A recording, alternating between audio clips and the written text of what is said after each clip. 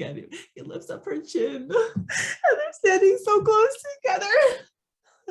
Oh, her face is just like, Welcome to The Story Thinker, a Webtoons and Witcher podcast for superfans with scene-by-scene analysis. Featuring sharp co-hosts for a fuller picture, we dive deep into character psychology, relationships, and theories. We'd love it if you could like, subscribe, comment, and rate us on all podcast platforms and social media. For bonus content, you can support The Story Thinker on Patreon. Let's begin. Hi everyone, and welcome to episode 120, Dreaded Dress Up of 𝗪𝗲𝗱 Hyacinth, and we're here with Bundin. hello. And we are excited to simp our way through this episode. I said, didn't I say last time? I was like, I feel it in my bones. We're going to get good stuff coming up. And we did. It is so good. Excited. All right, so here we go. Kieran is holding open the tent, and he's like, this or Rafael dressed up. And she's like, is it really necessary? We're here to look for the messenger. And Kieran, while gazing at the Ferris wheel, is that what it's called? Yes. I was going to call it a merry-go-round. I was like, no, that's not a merry-go-round. Circle and it spins. Same thing. And he's like, if he really is one of the Pantheon members, he's not going to be handing out on this side of the carnival. We have to get to their caravans in the back, and they've got security guards and got to blend in. So I have to say, I think they're being pretty daring, just even with their costumes and going straight to the caravans, because it's like they know each other very well. I would think it's pretty obvious if like there's a new circus member.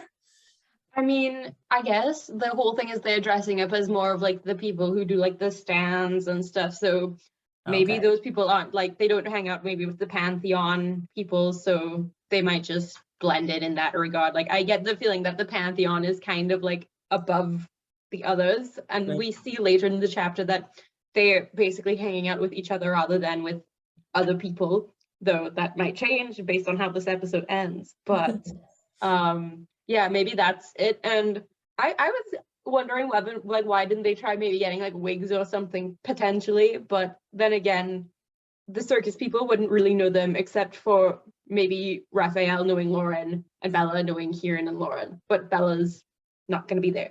That's what they say. Yeah, I was totally with you, especially when we see later their masks like don't completely cover their face. And I'm like, dudes, you're so recognizable. Yeah, like Kieran's face is completely covered, or like at least up to here, but Lauren has like the Phantom of the Opera, like half mask situation. Yeah, we know she has very distinct eyes. Everyone always remembers those, and she has red hair. Like, hello.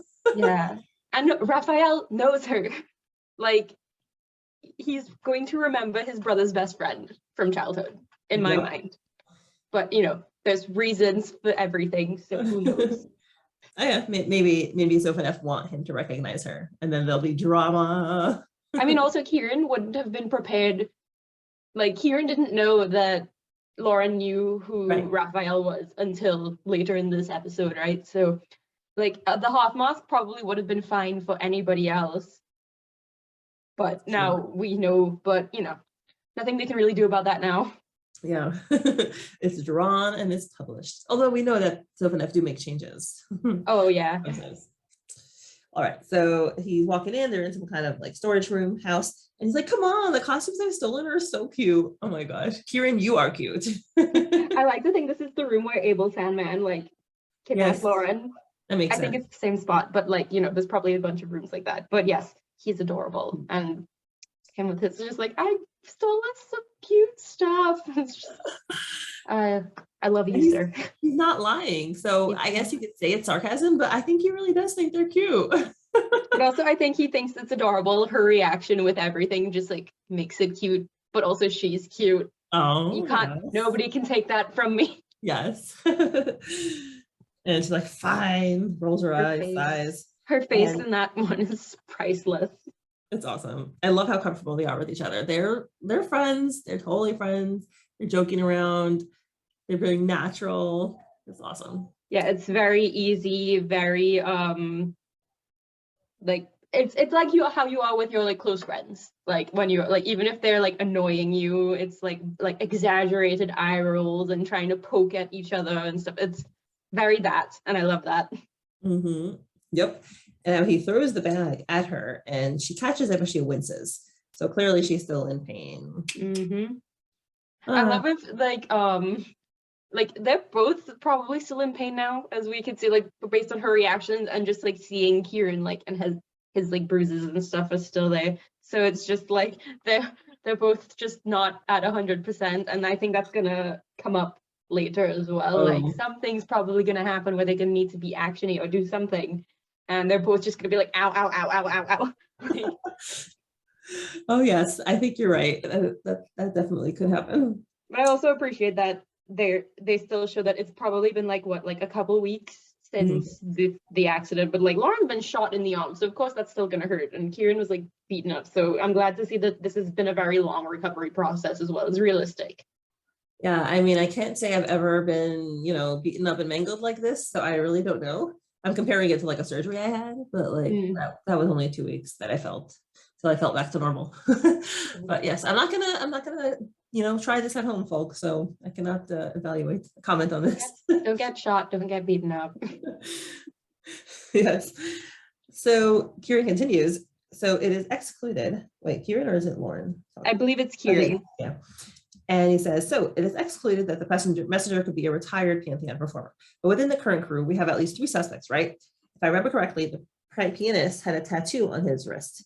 And we see Rafael, the pianist, with the tattoo and blindfolded.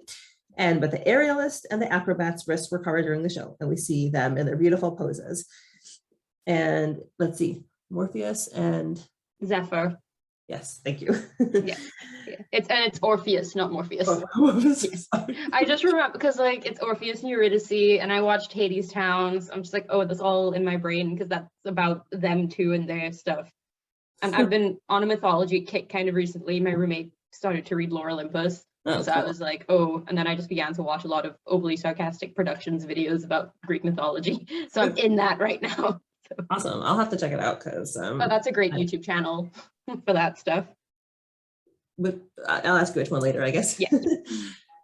So we have Kieran, and he is starting to disrobe. Sorry, I am going to be mature, right? Right, Bundin? We're grown adults. Well, actually, in my opinion, I was not like this as a teenager. I only became like this after I, you know, had a relationship already. I liked maybe seeing drama, and I loved falling in love with boys, but their physicality like was not such a big thing for me as a young person. But as I got older, yes, that became a little more. I discovered fan fiction at 14, so Yeah. for like there on, it's been like 10 years of me just being like, yes, fictional men and actual men too, but all fictional men in particular. Yes. So he's taken off his coat and he says all of similar heights that could fit the messengers. And also, as people have noted, he just gets darker and darker every episode. He's like sun tanning. I think it's, yeah, like I said, I think it's so like how she's rendering it, but like also I noticed this before in the last time they were at the circus as well, because of like that very yellow lighting that they have. I think that kind of makes everything look a bit more saturated. And Kieran does look really tan in those episodes as well, when they're in the lights anyways.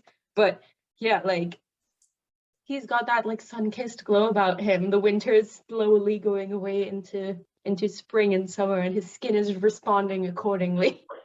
You sound like you're reading off a tanning ad or something. I mean, growing up where I did, like my mom was always like, you look pale, go and sit in the sun. I'm like, Mom, I don't want skin cancer. Also, the sun is not fun. And but also I like being pale when you live in the tropics, you just glow, like you glow white. So I'm like, yeah, no, when I'm at the beach and stuff, I always try to kind of be like, give me sun, let me glow, but also sunblock. Don't want skin cancer. So yes, know all about that. Nice. So yes, sun tropics, sun-kissed Kieran, and Lauren is going away to some boxes to hide behind them, and she's like, I think that's all our suspects for now. And meanwhile, Kieran is completely, looks like his back is facing, is turned to Lauren, looks like he's starting to unbutton his shirt. And he says, well, while we were on our little recovery holiday, I didn't resist the temptation to stalk them a little. Zephyr and Orpheus were pretty uninteresting. I frankly doubt they're the man we're looking for, which they're not even men, but whatever. They're the person. Like, how does someone look sus, right? Like, because like, okay, you followed them around a bit. He probably did that around the time he like talked to Bella and stuff, right? Potentially. So he's just kind of hanging out, seeing what they're doing, and just being like, no, they're okay. They're okay. Like, I don't know, like what would make them look like messengers? Maybe is it maybe he knows that Phantom Scythe messengers like are always out doing things and they were just kind of chilling at the circus or whatever. Could be that. Right. Maybe their history and also maybe their personality. Maybe he sees they're not like sharp enough or clever enough or sly enough to be messengers. Maybe we do see that he's very good at reading people. So that could be definitely a part of it. And maybe they don't have a history that's interesting enough. Like maybe they don't have any motivation or, you know. And he says, which leaves us Apollo, the pianist, for tonight. And Lauren is taking off her hat and she closes her eyes and she says, Rafael. She kind of has a look of pain on her face because I think that, you know, she knows this is a very painful topic for Will. And even for her, probably, like, she probably knew him as like a teenager. And it's probably painful for her to think that he's, you know, a messenger, potentially a messenger for the PS.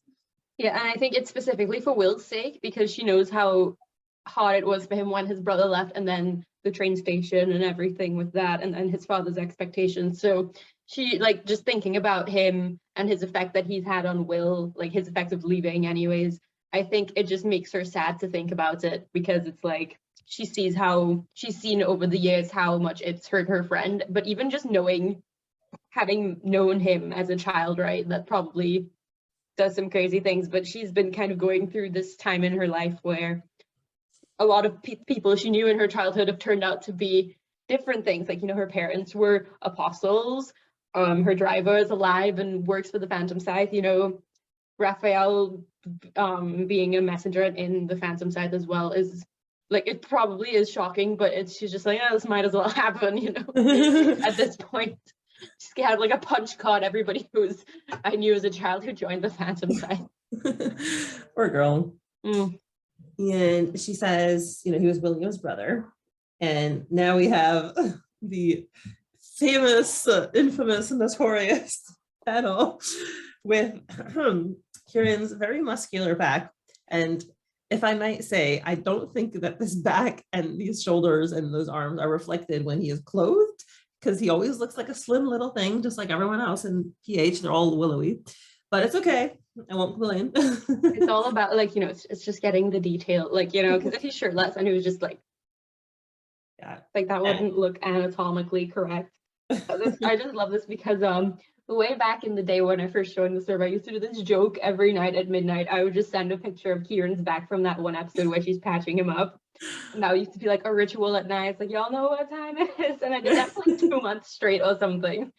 And that was hilarious. And I'm like, if I'm still doing it, I'd be like, oh, I have another one that I could send. But yeah, also, why is it that we only see this man's back or why do we not see this man's torso and back? And it's always like in pain or like bruised, damaged. I have a heart. I don't want to lust for him because I feel so bad. You know, like this poor fellow. He's all bruised up. Yeah. These are presumably these are still bruises from the factory and when he was beaten, right? Like, yeah, the scars though were always there. Those like white lines.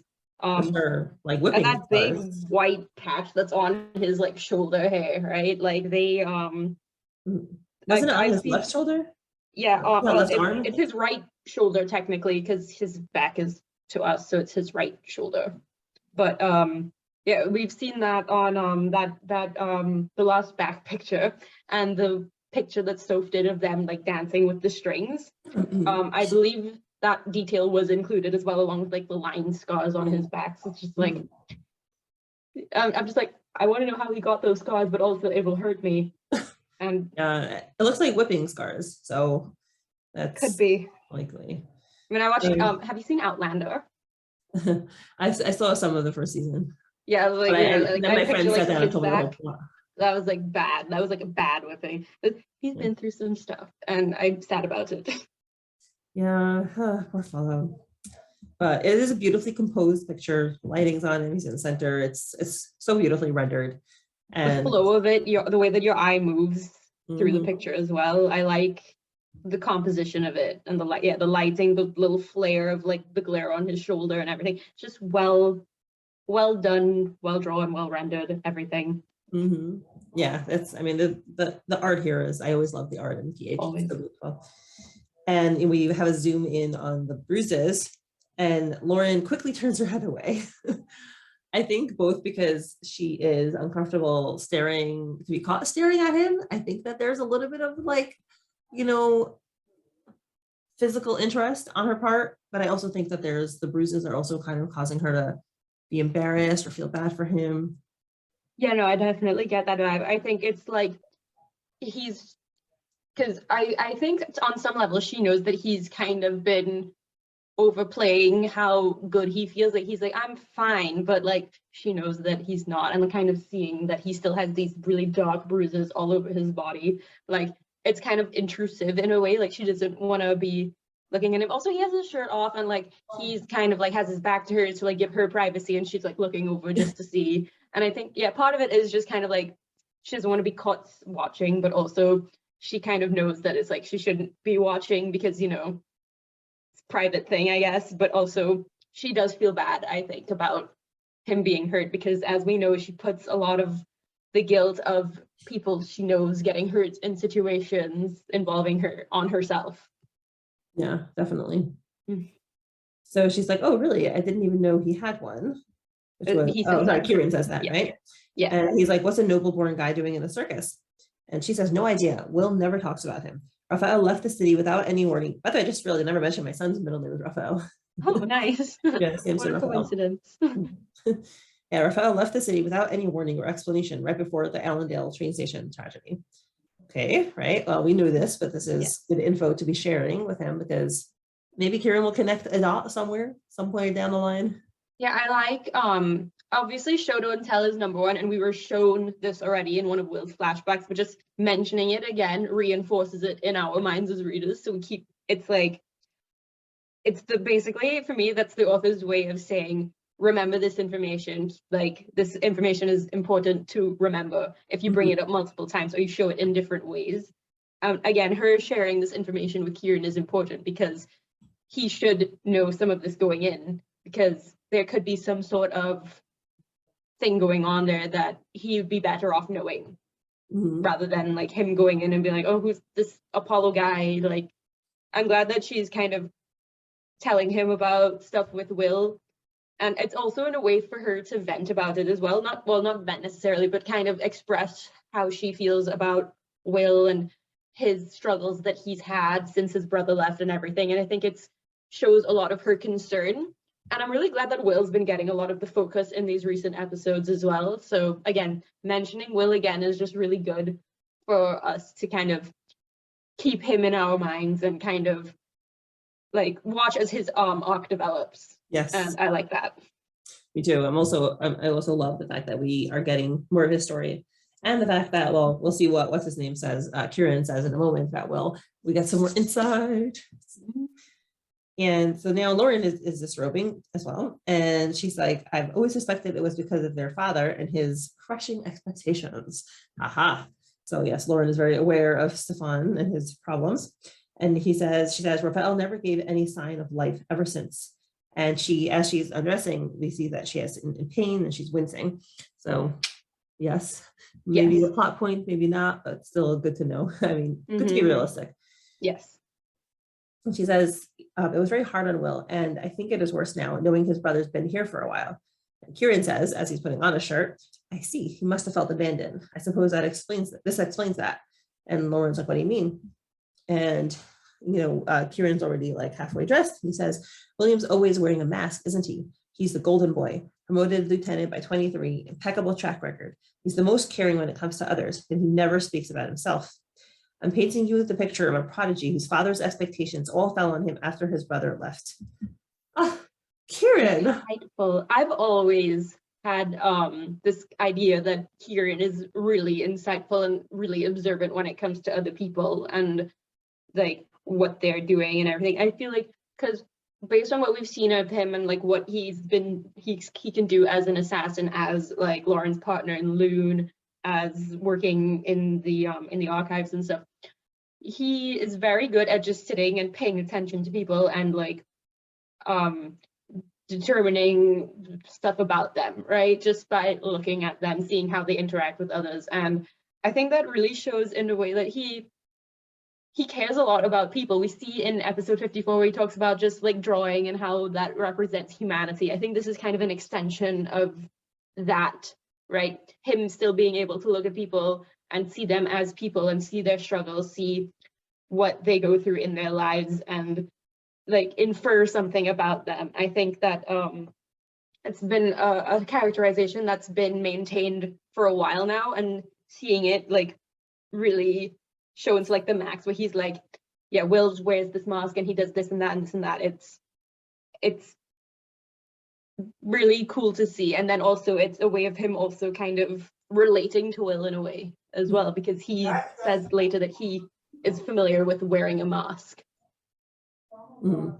Yeah, I am very impressed with Kieran, and I agree. I think that in order to be a successful assassin, for better or for worse, you have to be able to read people and predicting their movements, understanding what they're going to do.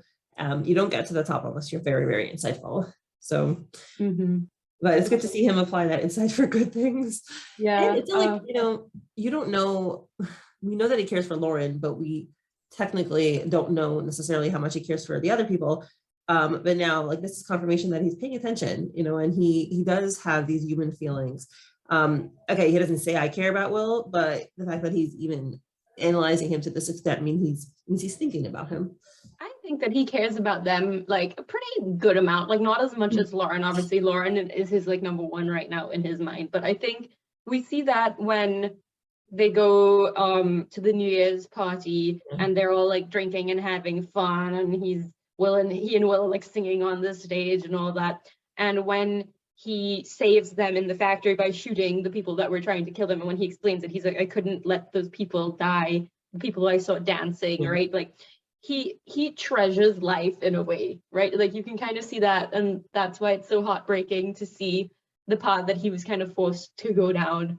And yeah, I think that he's like, and even when he was drawing that picture of Tim and Will, like I think it was also 54, where we see him drawing for the first time and we see him looking at them and he's smiling at the picture. I think he cares about them in the capacity of, okay, they're Lauren's best friends, but he sees that they're good people trying to do good things, and he wants to protect them as well in a way. So he's been paying particular attention to them as well. But also, they're detectives. He's had to like look at them to make sure that he can like maintain his cover, that he can do all of these things too. And it's just a weird hodgepodge of different motivations. True. Yeah, not all coming out of pure concern. And Lauren says, that's right. The walls he's built around him are so thick, even I can't get through sometimes. Aw, poor Lauren. She cares so much about Will and Kim and everybody. And she says, that's very observant of you, though. And with Kieran, and I love how we have the shots, like whenever we, we have the dialogue, it doesn't always go, to the people who are talking, to their faces. Like before, it focused on the lamp, and now it's on his elbow. It just adds interest and also shows you reminds you that they're not actually looking at each other. So, and it kind of like it's more dynamic. It shows you like the action that's going on. Yes. So it's just good. It's really. Yeah, I was about to say, it's all about showing them getting dressed. So like we're seeing him pull the shirt over his shoulders. We see him like buttoning it up. We see his elbow as he's like, maybe adjusting his sleeves or adding something else. Like, and it shows a lot of action. It also builds up anticipation as the reader to see, okay, what is this outfit going to look like? So I like that. It's setup, build, payoff, which I like. Yes. And now Kieran says a very insightful line, and he says, wearing a mask is not a concept I am estranged to, and neither are you. Oh, he's basically admitting to Lauren that he wears a mask. And at the beginning, he was like, oh, yeah, sure, I couldn't care less about killing people. Haha, it's all a game to me. And now he's finally basically telling her, yeah, it's a mask.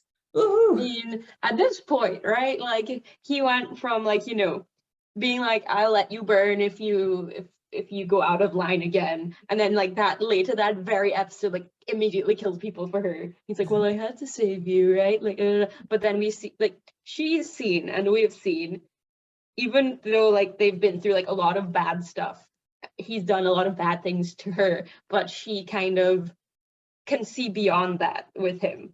And so at this point, I think he just knows that like he can't lie about that. She's like, they've been at like rock bottom together, right, when they dragged each other out of that factory, and he basically said to her like, killing is with a gun is easy, killing with like, he said all this stuff, so there's no point in him really lying about covering part of himself, because he's exposed that part of himself to her before at this point now. So, which I appreciate. I like that he's not trying to walk that back. It's like once they've gotten to this point where they've kind of been more real with each other than they've ever been, it's kind of like always there, but they still have their like dynamic, but they've crossed that threshold to like this next more like intimate part of like their relationship, and like, you know, intimate in terms of like knowing each other. Mm-hmm. Right. And vulnerable. It still takes courage for him, because when he admitted that, they were like close to death. So, you know, it's kind of the time when things would come out of you. So the fact that he's, you know, back in the daylight and in the normal relationship, able to reference that is great. Mm-hmm. I love it. Mm-hmm. Oh, and Lauren looks over at him and then, you know, kind of looks down and contemplates that. So you see she's taking that in. And I'm curious to see if she'll have some thoughts on it, like if we'll get her inner thoughts later. And now we focus on step. We have a light. We see their feet. They're stepping. We're having a build up to create excitement to see their costume. And here we go. We have Kieran looking funny. He has this really cute smirk on his face. He's like, I think we're looking pretty good. Notice. Honestly, I love the circus aesthetic. So seeing them in like circus aesthetic outfit, I can't wait for like 4 weeks from now when this episode is public for everybody and we get all the fan art of them in these outfits. It's gonna be great. Also, I bet I will put proverbial money on this. Not actual money, because I am broke and I don't have a job, but we're gonna have memes about them being clowns, and in the circus there will be circus music, there will be just memes about them being clowns and stuff, and then like I can see it now. It will happen. It's going to happen. I manifest it. There's no way that this fandom will not do that. Okay, I'm gonna make that part into a reel, and then we'll post this separately, and we'll see. I'll have people, you know, share all their clown memes. I'm gonna get roasted if it doesn't happen, but I don't think it's not gonna happen. I believe it. Yeah, I guess. Yeah, people already call them clowns all the time. So exactly. Yeah, and he looks good. Black, white, and red. Yes, good combo. I know it does look good in him. My national colors, fun facts, color of my flag. So red, white, and black. Yes. Nice. Cool. So yep, he's got the pinstripes. He got the red cape. He looks really cute. And then we have Lauren, and she's like, of all the costumes you could have stolen, did you really have to get the 221? She looks adorable. Oh my gosh. Oh, speaking of which, the fact that Kieran says, I think we look pretty good. He just said, look, Lauren, I think you look pretty good. Hello. 100%. No, and he says something like, I think the next line he says is like, why are you complaining? It looks absolutely adorable on you. Like, not a lie in sight. None. Zero this episode. Also, she looks good. It's kind of like Harley Quinn-esque outfits that they've have, which again makes sense, but like she looks good. And again, it like her hair, like the fact that he has like black hair and she has red hair, so they both look good in the outfits. All like they follow the color scheme.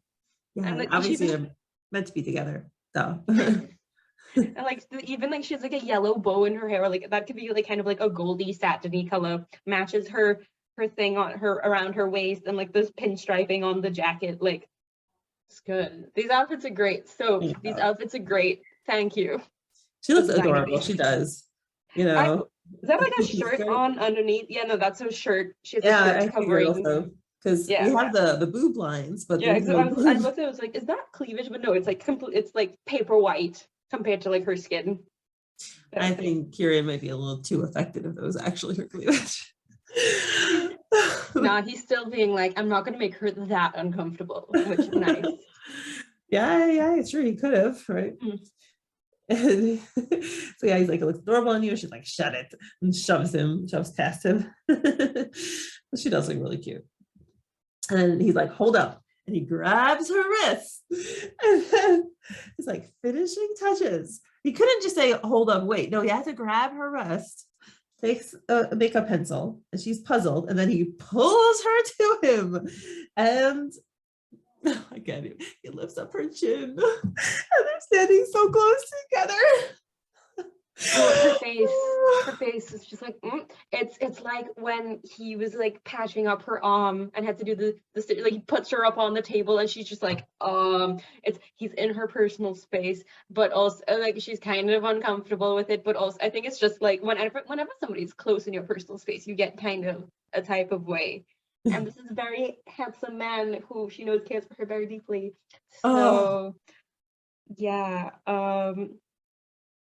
just It's Lauren, you lucky perfect. girl. Oh, yes.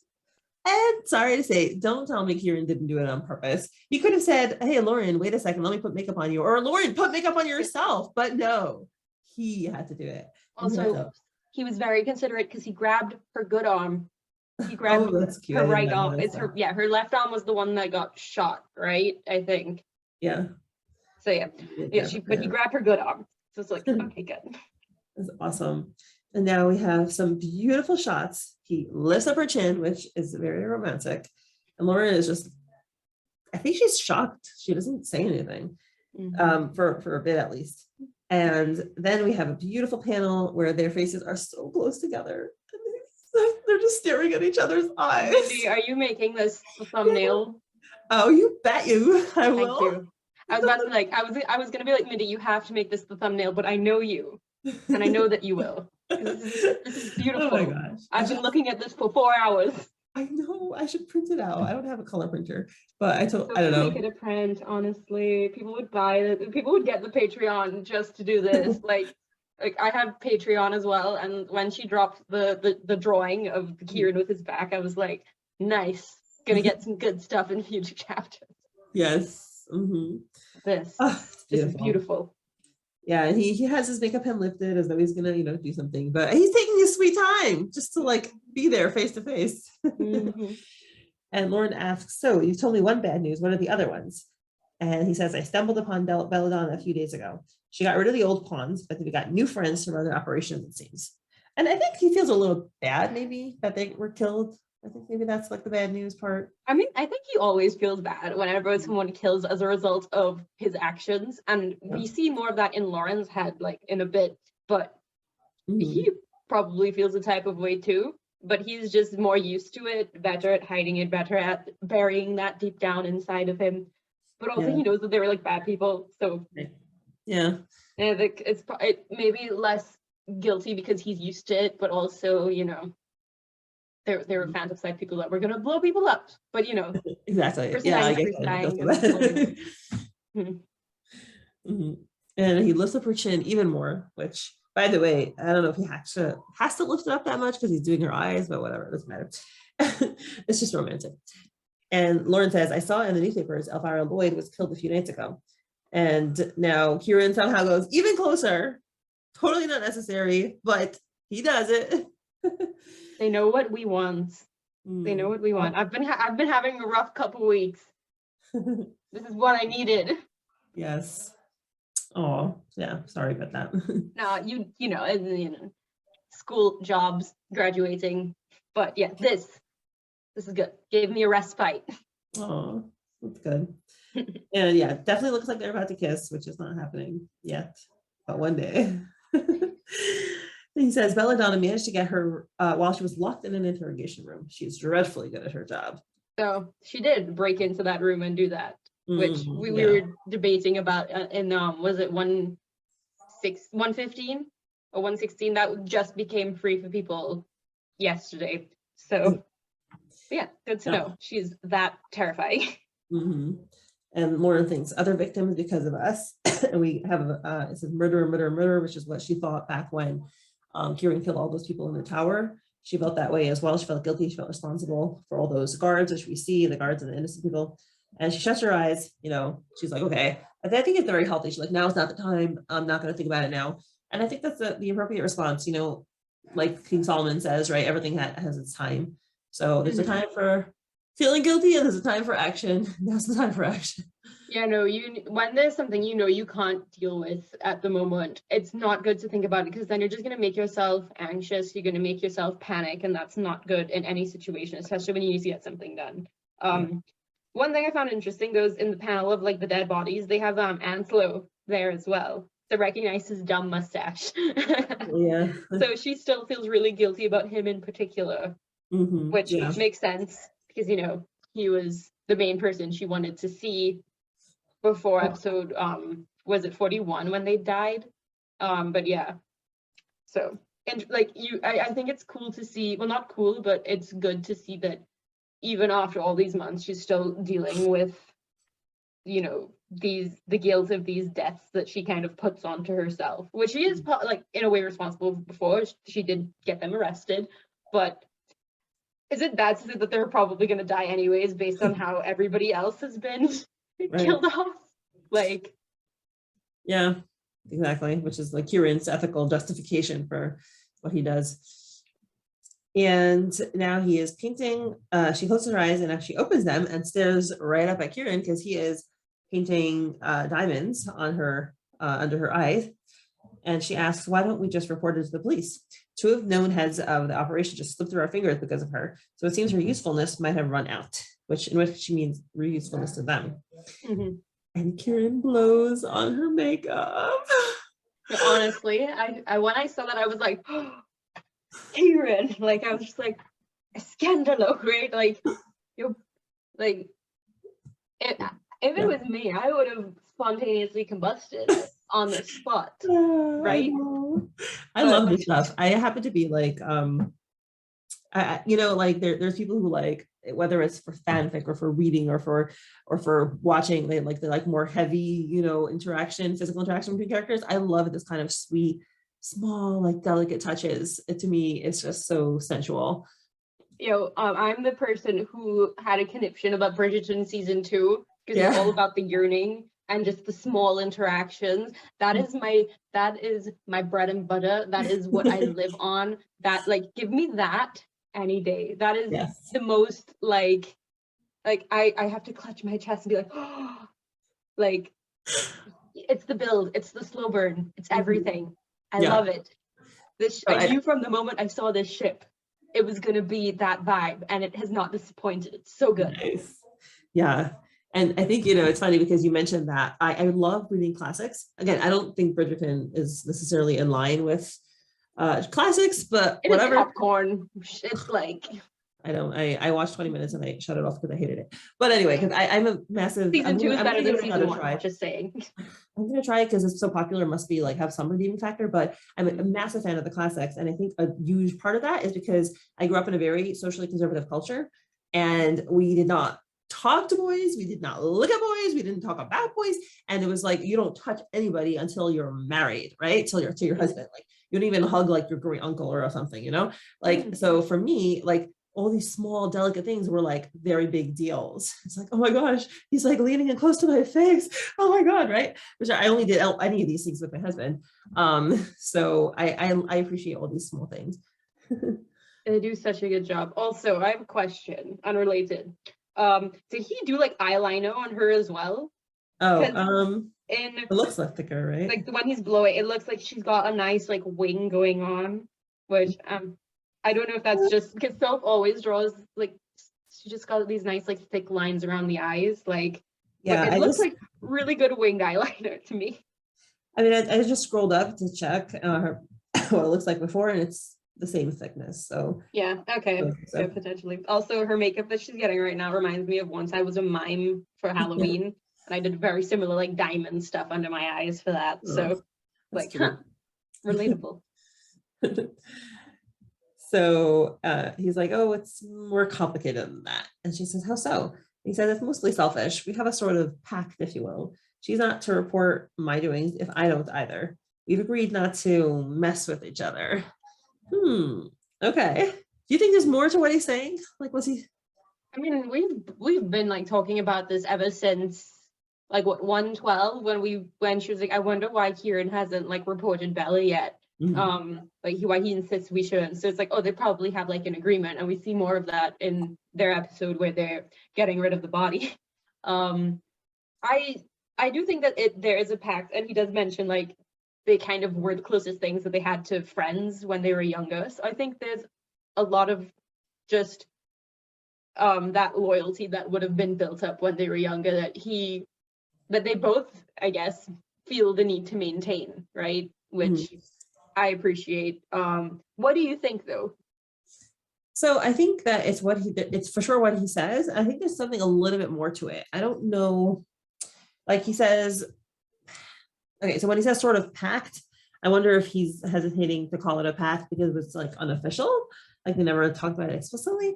But he says we've agreed not to mess with each other. I wonder if I'm not for this theory, but I do wonder if maybe there was something romantic with each other and it didn't work out. And that's why when he says not mess with each other, that kind of includes that. I mean, I know, like even like before we got Darcy, I was always like, they kissed at least once, right? Then we got Darcy, but is Bella bi? I can't remember if that was established or not. But it's like, I don't know, them two, they have like a weird type of chemistry whenever they talk to each other, right? So it's like to have that assumption, I think is perfectly valid. I don't know. It would be really interesting though. Imagine having Bella as your girlfriend and your Kieran, right? I feel like Bella and Darcy is a whole different dynamic. Like she'll be like, okay, yes, darling, anything, like whatever. And then her and Kieran, she'll be like a lot more like Kieran needs to do this, like, you know. Like yeah, their relationship started out antagonistically, like from what we see from their first like whatever mission together. She was making fun of him already. Yeah, no, exactly, right? I don't know. I enjoyed that. Would love to hear Food's take on this. Yeah, I'm sure she has theories. I mean, I haven't finished scrolling through the Discord, so I don't know if there was I didn't have a chance to look through it much last night either, but be interesting. Yeah, but it's nice to hear him acknowledge it, you know, and he's being he's pretty honest with her, right? I think. Yeah, we've seen them interact, like Bella and Kieran interact with each other, and we can get obviously a lot of information but hearing what he interprets their relationship to be and expressing that to Lauren, I think is a really good way to get the insight into like what he exactly feels, which is similar, granted, to like what we've been assuming. It's good to see it. Right. And he says, okay, done. And she blinks. And then she's behind him while he is looking at a mirror and doing his own makeup. He's doing his eye makeup, by the way. Fancy, huh? Good. But yes, like you said, they're drawn with a lot of thick lines anyway, so we don't really see much of a difference. And then Lauren's like, well, what if I'm the one to report her? And then he looks at her through the mirror and he says, you know who directly gave you everything you know about her, right? So he's basically saying that wouldn't be the right thing to do. He's like, that's tantamount to me betraying her again, right? Oh, look at him. And Lauren picks up on that and him, and she says, oh, by the way, you know what? I see she does look like she has makeup on her lower eye now. That looks more pronounced than usual. So maybe we can do that. And she says, and when you lead a life such as yours, you need to abide by strong rules, which is what he had told her. And he continues, and never to let go of them. Oh, wait, the couple that finishes each other's sentences stays together. I mean, I thought that too, and then I watched Frozen 10 years ago, and like, because remember the scene where it's like, we finished each other's sandwiches, and then he turned out to be bad, right? Like, so whenever I like hear that term, finish each other's sentences, I think of that. Like, no, but yeah, honestly, yes. But what I like is that she remembers, because that speech he told her about him abiding by a strong set of rules was back when she was patching him up in the cave in like episode 27, right? That is almost 100 episodes ago, and she still remembers that word for word. That an impression on her. Yes, exactly. It showed her that he is not a monster. That was the first time where she started thinking about him as like a person with morals. So I think it really showed her a new side to him. And yeah, she's been ruminating on it. No, she knows. She understands even better now than before. And I appreciate that. Oh, he looks so determined. And he says, I'm not the best to talk about morals, but I will not compromise my word. Oh, the pathos. No, and you know what? This is really good too, because like we've seen him when because like obviously they had their deal and that whole shenanigans with it breaking down. But when they're in the Combine Camellia and he's like, I want you to know, like, I won't hurt your friends or anything. You have my word about that, right? I feel like when he puts his word into something like that, he will never break it, right?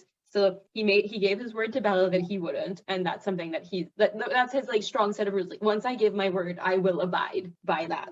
And then now, like, it just all works out, and we've not seen him go back on his word since. Because like, you know, obviously they had the deal and whatever, but they repaired that. But now it's like, okay, once he's like, you have my word, that is a solid thing that he's not breaking down on that. If something happens to it, that's not on him. Some other factor came in to like mess it up. Right. It's good. It's good. Great that he has that. It's wonderful.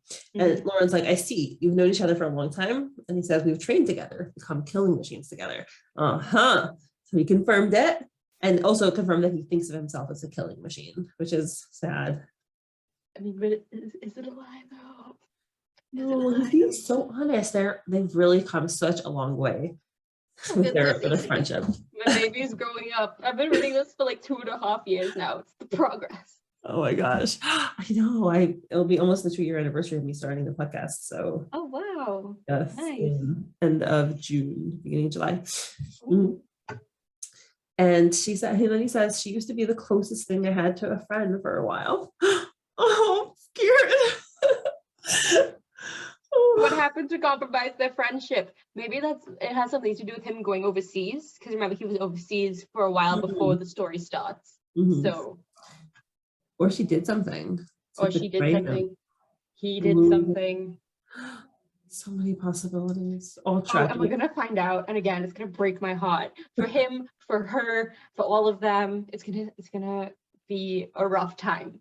I'm gonna hate it, but also I'm gonna be like, but the emotion, like reading angst fan fiction, right? It's like, why am I hurting myself? And it's like, because it hurts so good. Like, oh, that's good. Oh yes, I have known since I was a little kid that I liked this drama. I wrote when I was in 8th grade. I wrote a whole novel, and it was about this boy named Renee. My husband's middle name is actually Renee, and he was an orphan, and he was abused, and he was tortured, and all these sad things happened to him, because that's what I like. Trauma porn. I'm very angst with a happy ending. You can put my characters through anything so long as they're good at the end of it. Right. Yes. Yeah. Agree. And he says, but I do believe she's still more useful to us free than behind bars. So he's getting down to practicality. He's like, okay, let's go. He's like, here, take your mask, throws it. And she's like, so pact or not, should I worry about being stabbed by a snake dagger tonight? And he says she's on a mission, so a priori not here. But notice, by the way, because remember, and then he says, needless to say, if you see a flock of pink hair, hide, which is good because she did, tease the idea of killing Lauren. So I'm glad he is warning her at least. Yeah, no, like the conversation was very much like, she's like, I won't do anything. But like he's kind of like, okay, I know you well enough to be like, I can't trust that. So girl, you see that pink hair, run, book it. Right. So yeah. Which is another reason why I'm like, Lauren, why are you better disguised? Like both of you. Where's your wig that you wore in episode 20? There's yet to make a debut again. Yet to make an appearance. Yeah, I know. And I mean, it's the circus. Like you could be flamboyant, you could have a weird wig, like get some pink hair. Like don't come for Bella's gig. That might make you stand out more. Right. Get some like black hair. Get some, I don't know, something. Yeah. Yep. So they open up the curtains and they go out. They're outside. We see a performer's entrance at rear, and they are entering there. There's a guard guarding the wall with a bunch of caravans behind, and he's like, hi. They say, good evening, sir. They just walk through, and Lauren's like, wow, that was easy. See, told you the tutu was absolutely necessary. Yes. Well done, sir. But again, you got a full mask for yourself, and you put your girl in a half mask. Why? What is the reason? Yeah, I concur. She rolls her eyes, and they're walking around. They see the performers sitting around a campfire, and we see what is that Morpheus or Zephyr? Waving her hands, or someone else. I think that is Morpheus. Morpheus. Oh, there's Morpheus and Orpheus. That's why. Yeah, sorry, I did not bother memorizing everyone's names. Morpheus is a sad boy musician. Morpheus is the god of dreams. Okay. And that guy from the Matrix. Yeah, so this person is waving their hands and everyone's watching them.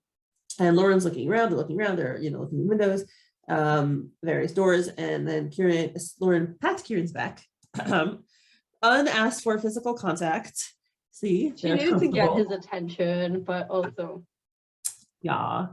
I'm gonna say something crude, but I won't. And she says, Kieran, And then we see, looks like Rafael in between the trailers, and she's like, let's follow him.